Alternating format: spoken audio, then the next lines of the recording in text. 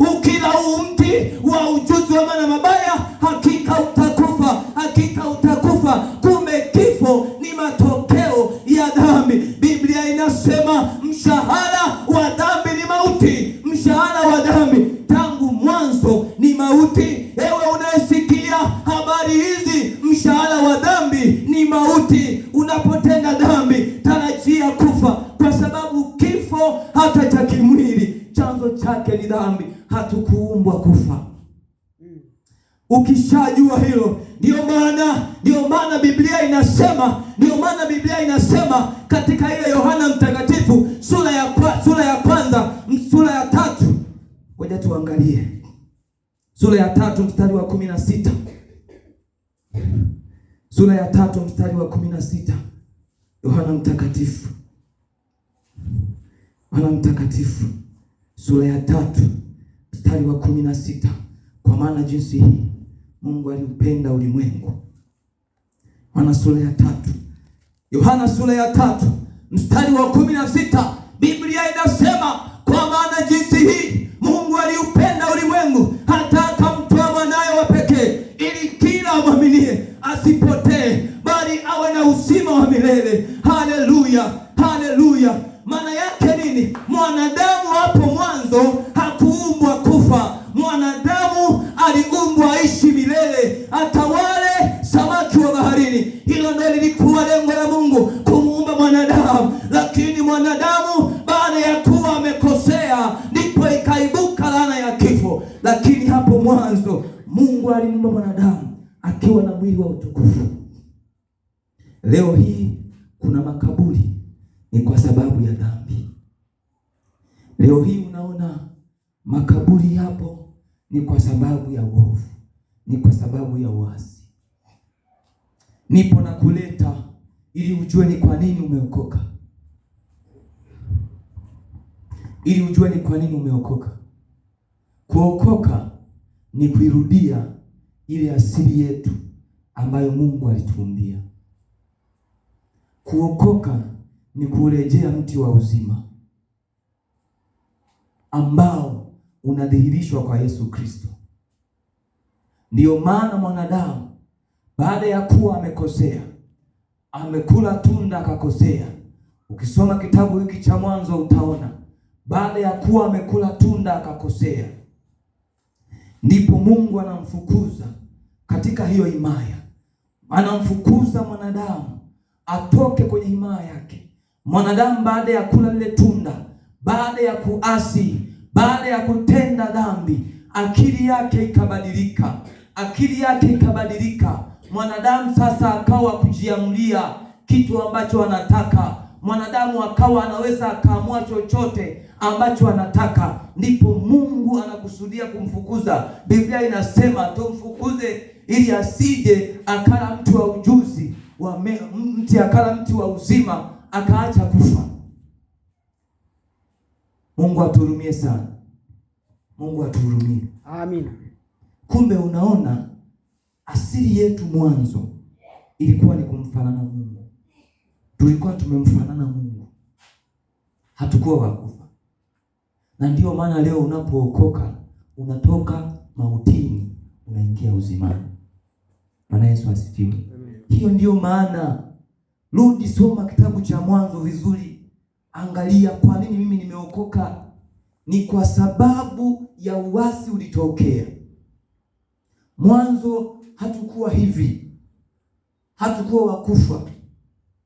Lakini baada ya shetani kuwa ameasi, akawekewa hukumu ya milele, ziwa la moto. Ikiwa ni hukumu ya kwake, sio ya mwanadamu. Shetani akaja kumshawishi mwanadamu ili na yeye ampoteze. Hapo ndipo dhambi ilipoanzia. Mungu atuhurumie sana. Tangu hapo mwanadamu akapotea katika uso wa Mungu.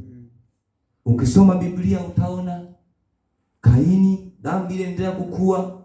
Kaini anamuua ndugu yake Abili.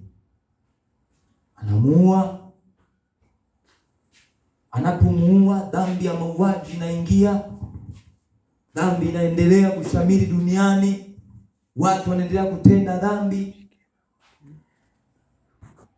ndipo Mungu anakusudia, anazaliwa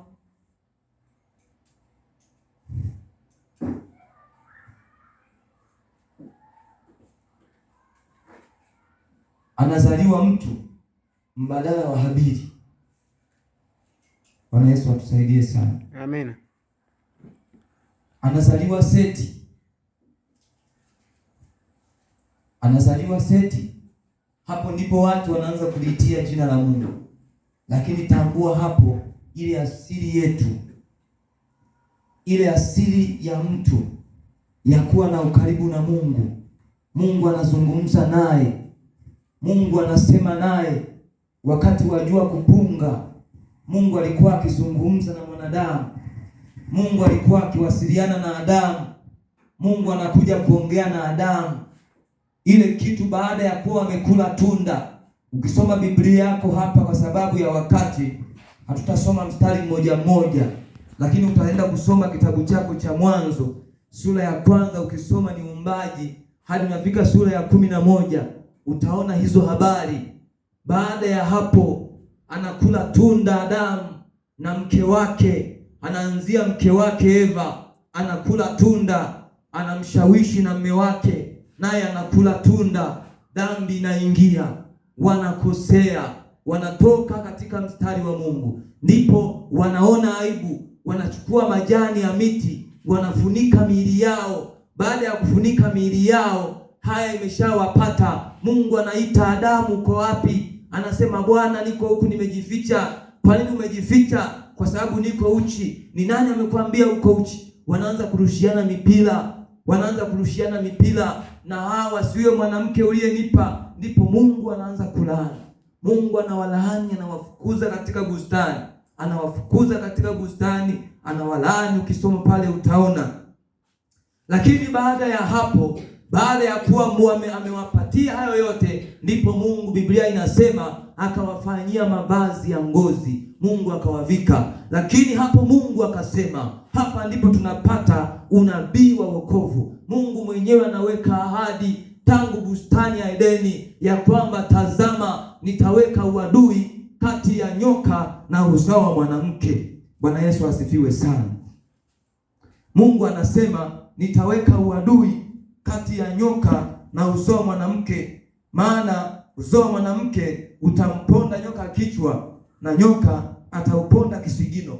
Ni nani sasa atakaye kuja kuponda uzao wa nyoka kichwa? Mungu aturumie sana. Ni nani sasa atakaye kuja kuponda uzao wa nyoka kichwa?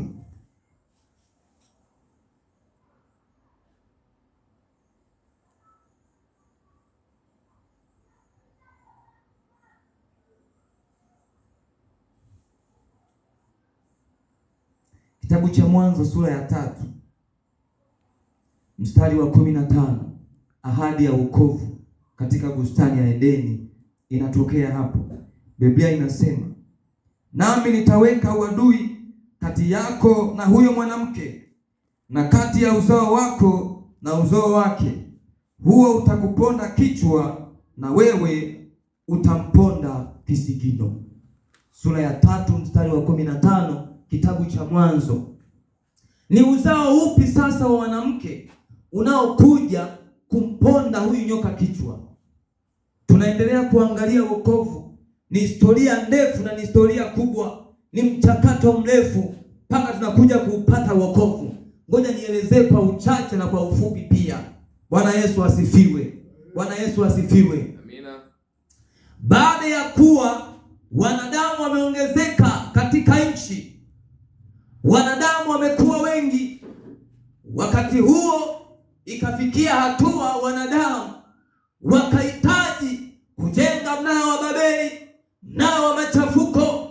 Wakajenga mnara wa Babeli wakitaka wamfikie Mungu, wakakusudia watafute namna moja ya kwamba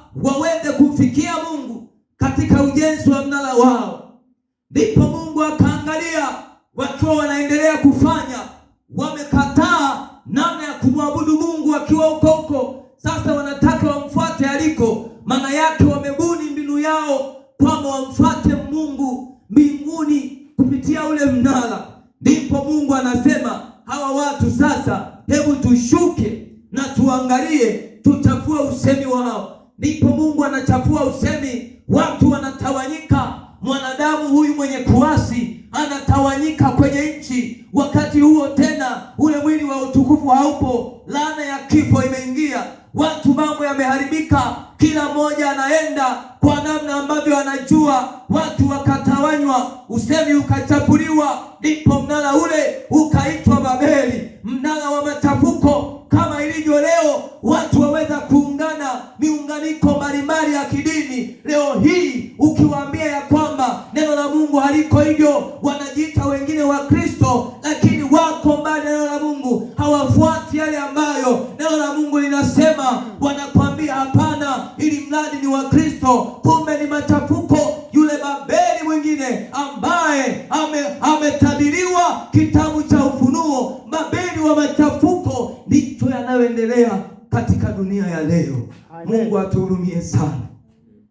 Baada ya kuwa wanadamu wametawanyika pande mbalimbali, wameenda huku na kule, wametawanyika, ndipo dhambi ikazidi duniani. Watu wakaanza kufanya dhambi ikaenea, watu hawamjui Mungu. Ndipo ikafika hatua Nuhu, mtu mmoja wa uzao wa Seti aitwaye Nuhu, anapata neema machoni pa Mungu. Wakati huo Mungu amekusudia kuigarikisha dunia, lakini Nuhu akapata neema mbele za Mungu. Ukisoma Biblia yako utaona ndipo Mungu analeta gharika, anafuta ule uovu. Nini lengo la gharika? Ilikuwa ni kusafisha uovu wote ambao ulikuwa kwenye uso wa dunia. Mungu ajinulie kizazi kingine, kizazi cha Nuhu. Ndipo baada ya gharika, Nuhu anatoka safinani akiwa na wanawe na wanyama wengine wanatoka safinani. Nuhu anatoa sadaka inampendeza Mungu. Mungu anaahidi